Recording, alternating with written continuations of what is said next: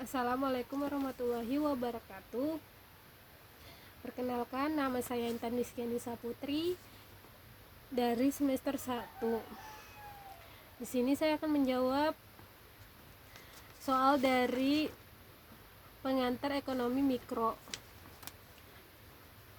1. Bagaimana perilaku konsumen dan perusahaan menentu harga-harga pasar dan kuantitas faktor input barang dan jasa yang diperjual belikan dan mempengaruhi penawaran dan permintaan. Jawabannya adalah perilaku konsumen dan perusahaan menentukan harga-harga pasar dan kuantitas faktor input barang dan jasa yang diperjualkan dan mempengaruhi penawaran dan permintaan.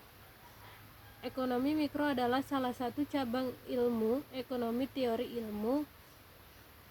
Ekonomi mikro ini mempelajari tentang biaya kegiatan produksi. Oleh sebab itu, ilmu ekonomi mikro seringkali disebut dengan ekonomi biaya. 2. Apa yang dimaksud dengan ceteris paribus dalam ilmu ekonomi mikro? Ceteris paribus adalah frasa Latin yang memiliki makna menahan hal-hal lain tetap konstan dan sering diterjemahkan dalam kondisi konstan yang sama. Dalam ilmu ekonomi, ceteris paribus adalah istilah berubah atau konstan. Asumsi ini digunakan lantaran secara realitas seluruh variabel-variabel dalam rumus atau formulasi yang berkaitan dengan ilmu ekonomi salah satu berubah-ubah. 3. Peran dan fungsi pemerintah di bidang ekonomi meliputi fungsi stabilitas, fungsi alokasi, fungsi distribusi, jelaskan dan fungsi-fungsi tersebut. Fungsi alokasi adalah salah satu fungsi bertujuan untuk membagi anggaran untuk dialokasikan pada pembangunan dan pemerataan. Dalam fungsi ini, anggaran negara harus terarah untuk memangkas pengangguran dan inflasi sumber daya serta menambah daya guna perekonomian. Fungsi distribusi bertuju untuk menyalurkan dana kepada masyarakat beserta alokasi yang sudah ditetapkan. Diharapkan kebijakan dalam anggaran negara bisa lebih teliti terhadap keadilan. Fungsi ini berguna untuk mencapai sama rasa dan sama rata antara wilayah dan daerah. Fungsi stabilitas bermakna untuk anggaran negara berfungsi untuk menjaga keseimbangan antara masyarakat melalui intervensi untuk mencegah terjadinya inflasi. 4. Apa dampak positif ekonomi mikro bagi masyarakat pemerintah? Dampak ekonomi makro dan mikro bagi masyarakat pemerintah yaitu bagaimana masyarakat ekonomi makro dan mikro berguna sebagai sumber informasi dan bahan untuk mengambil keputusan bisnis.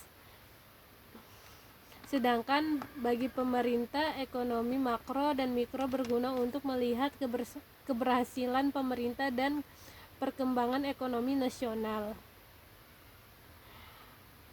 Ekonomi makro adalah ilmu ekonomi yang mempelajari ekonomi secara umum.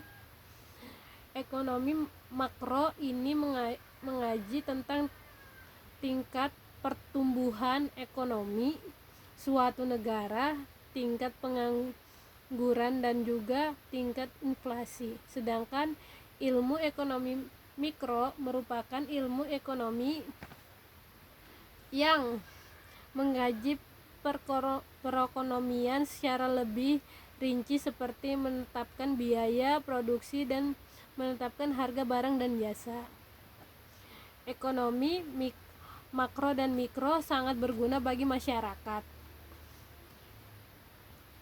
manapun pemerintah. Misalnya pemerintah menaikkan tingkat suku bunga, di mana hal ini termaksud dalam kajian ekonomi makro, maka akan sangat mempengaruhi ekonomi mikro, di mana para pengusaha biasanya mendapatkan modal pinjaman dari bank dan harus membayar suku bunga bank yang naik tersebut. Secara otomatis akan mempengaruhi pada tingkat produksi dan barang yang akan dibayar oleh masyarakat atas kenaikan tersebut. Jadi secara sederhana, apa yang dilakukan oleh pemerintah terkait kebijakan-kebijakan makroekonomi maka akan sangat mempengaruhi pada mikroekonomi. 5.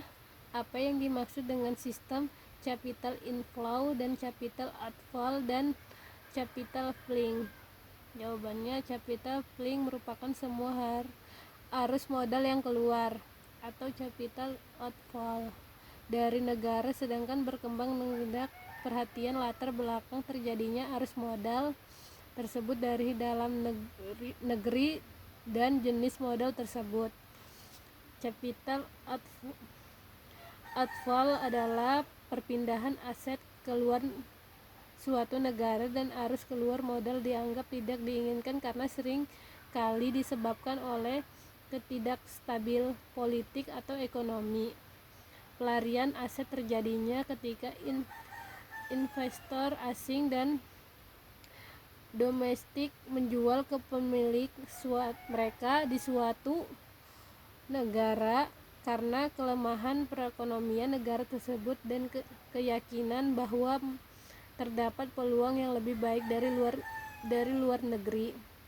Aliran modal masuk asing capital inflow merupakan maksudnya sejumlah dalam luar negeri ke dalam suatu negara untuk bertujuan investasi.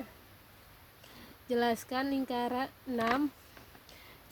Jelaskan lingkaran aliran aktivitas ekonomi berikut ini.